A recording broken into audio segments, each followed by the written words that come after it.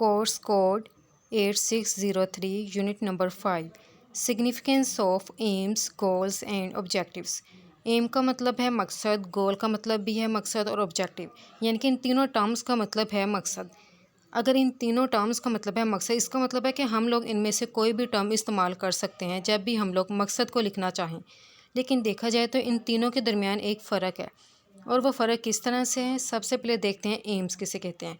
M एक guiding principal के तौर पर एक्ट करता है, एम पर्पस प्रोवाइड करता है और एम एक डायरेक्शन प्रोवाइड करता है। एम की ये अहमियत है। फिर आता है गोल। गोल को एम से ड्राइव किया जाता है।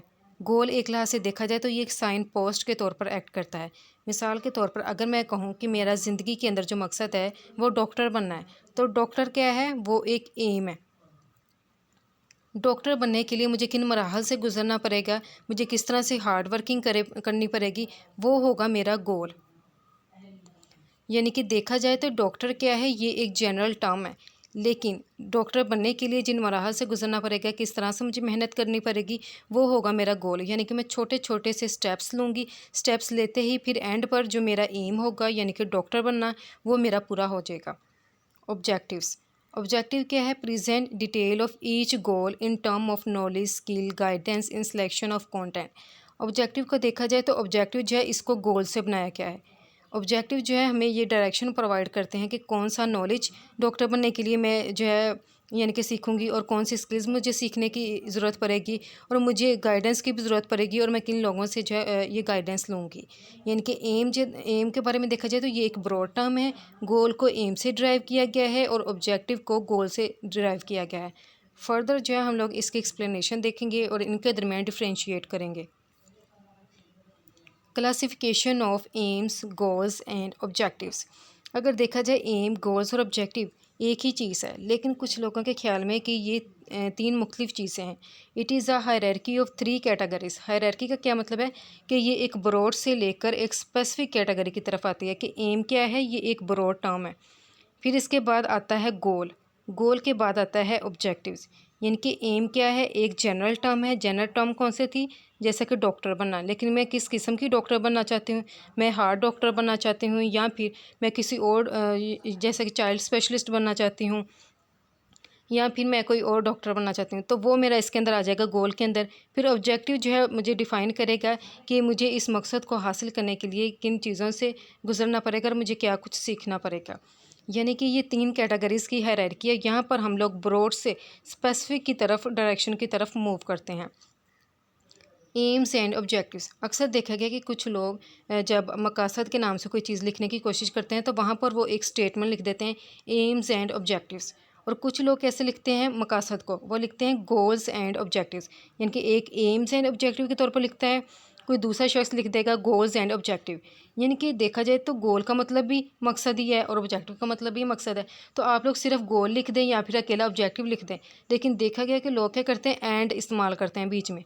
एम्स एंड ऑब्जेक्टिव्स लिख देते हैं, गोल्स एंड ऑब्जेक्टिव्स लिख देते हैं। Aims as general and goal as a specific term. यानी कि कुछ लोग एम को एक जनरल टर्म के तौर पर इस्तेमाल करते हैं। वो कहते हैं कि एम एक ब्रॉड कैटेगरीज है। जैसे कि इसके अंदर ये बताया गया था मैंने कि जैसे कि मेरा एम जो है वो डॉक्टर बनना है। इसका मतलब डॉक्टर क्या है, एक जनरल टर्म है। डॉक्टर की अगर कैटेगरीज देखी जाए तो इसमें बेशुमार है कि आप कौन सा डॉक्टर बनना चाहते हैं। तो जब एक स्पेसिफिक टर्म की तरफ आऊँगी तो फिर मैं इसके अंदर बताऊँगी कि मैं कौन सा जो है डॉक्टर बनना चाहती हूँ। Nature of AIIMS. देखा जाए कि एम की क्या नेचर है, यानी कि एम का जो है इसकी क्या सिग्निफिकेंस है। Provide direction and guidance. देखा जाए तो एम क्या करता है, ये डायरेक्शन प्रोवाइड करता है, ये गाइडेंस प्रोवाइड करता है। जब हम लोग अपना ये एम बना लेते हैं कि हमारा मकसद जो है डॉक्टर बनना है, तो इसका मतलब है कि हम लोगों को डायरेक्शन मिल गई है कि हमने क्या बनना है, डॉक्टर बनना है। लेकिन ये कि अगर मैं ये कहूँ कि मेरा मकसद ये है कि मैंने बीएस ऑनर करना है, तो ये कोई खास डायरेक्शन नहीं हुई। बीएस ऑनर तो करना है, लेकिन मैंने किस सब्जेक्ट में करना है मैंने ये नहीं बताया। इसका मतलब है कि इस चीज़ ने मुझे कोई भी जो डायरेक्शन वगैरह है वो बिल्कुल भी नहीं प्रोवाइड की हुई।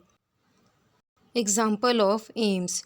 एम की देखा जाए तो फॉर एग्जांपल है value pattern, social organisation, social role and lifestyle.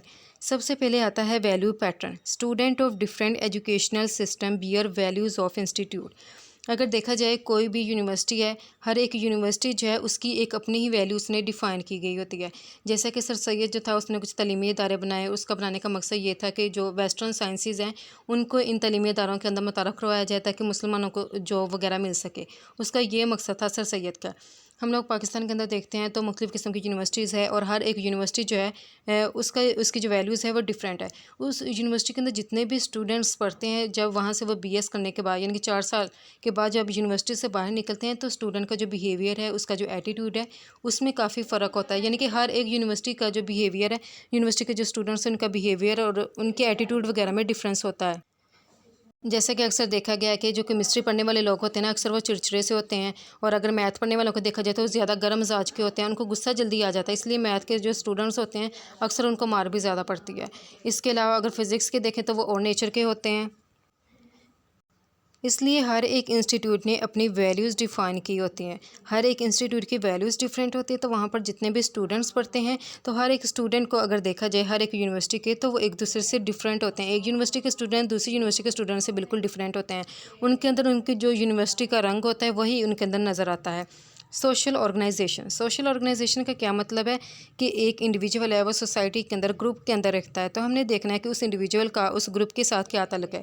अगर इस्लामी माशरे के अंदर देखा जाए तो इस्लामी माशरे के अंदर भी लोग ग्रुपिंग की फॉर्म में रहते हैं, तो वहाँ पर उनको ग्रुप की फॉर्म के अंदर रहने का क्या फ़ायदा होता है कि वहाँ पर जैसे कि उनके दरमियान जो है भाईचारे का फ़रोग़ जो है वो ज़्यादा होता है, फ़रोग़ ज़्यादा होता है। इसके अलावा उनके दरमियान इत्तेहाद ज़्यादा होता है, प्यार मोहब्बत ज़्यादा होता है। तो हर एक ग्रुप के अंदर जो एक शख्स रहता है उसका अपने मेंबर्स के ऊपर भी काफ़ी फ़र्क होता है, और ग्रुप के अंदर जितने भी लोग होते हैं वो एक दूसरे के ऊपर असरअंदाज होते हैं।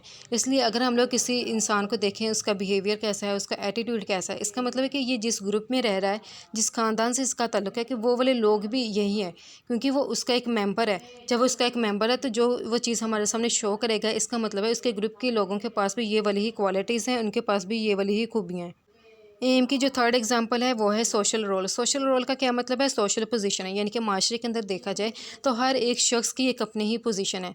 कोई जो है बहन का किरदार अदा कर रही है, कोई भाई का किरदार अदा कर रहा है, कोई जो है माँ का किरदार अदा कर रही है, और कोई जो है बाप का किरदार अदा कर रहा है। अगर देखा जाए तो माशरे के अंदर माँ, बहन, बेटी का किरदार अदा करने के अलावा कुछ लोग जो है वो टीचर का किरदार अदा कर रहे होते हैं। तो हर एक शख्स को माशरे के अंदर एक इज़्ज़त दी जाती है, उसको एक मुकाम दिया जाता है, एक रुतबा दिया जाता है। किस वजह से दिया जाता है? उसके अंदर मौजूद खूबियों की वजह से। टीचर के अंदर कोई ना कोई खूबी होती है तो जिसकी वजह से उसको टीचर बोला जाता है। बाप को बाप किस लिए बोला जाता है कि जब यानी कि उसका बेटा वगैरह पैदा होता है, कोई बच्चा घर में पैदा होता है तो फिर वो बाप कहलाता है। इस तरह माँ जो है माँ कहलाती है। लाइफ़स्टाइल का मतलब क्या है? वे ऑफ़ लिविंग, यानी कि ज़िंदगी गुजारने का तरीका। अगर हम लोग पाकिस्तानी माशरे में देखते हैं, अपने इस जो एशियन कंट्रीज़ को देखा जाए तो इनका ज़िंदगी गुजारने का तरीका अलग है। वेस्टर्न कंट्रीज़ को देखा जाए तो उनका अलग है।